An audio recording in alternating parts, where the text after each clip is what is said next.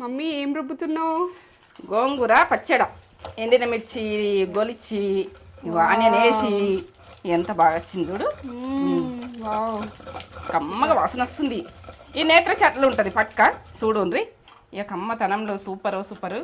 ఇదైతే నేను పోసు పెట్టుకోను, ఇట్లా డైరెక్ట్ మిరపకాయలు వేయించుకున్నా. ఇక చూడండి పచ్చడి చూడండి, ఫ్లేవర్ ఇక్కడికి వస్తుందా? వాటర్ వస్తున్నాయి. కమ్మతనం వాసన. ఇక స్మెల్ అయితే ఎల్లిగడ్డ జీలకర్ర ఇవన్నీ వేసి ఇక ఇది ఉల్లిగడ్డ నిన్ను వేసి కమ్మతనంలో ఇక సింపుల్ ఫుడ్ కమ్మగా. ఇక పాత రోజులల్లో ఇది పోసులు ఉండదు, ఏముండదు, ఇట్లనే తినుడు ఇక కమ్మగా ఉంటుంది. రోట్లో పచ్చడి రోట్లో ఒక ముద్ద పెట్టేస్తా. సరే పెడతా. మనము రోట్లో ఏంటంటే ఎప్పుడైనా కానీ దంచుకొని అట్లా అన్నం కలుపుకొని తింటాం కదా కమ్మతనంలో. నేత్ర చాలా ఉంటుంది. ఏంటంటే ఒక లైక్ ఇచ్చుకోండి.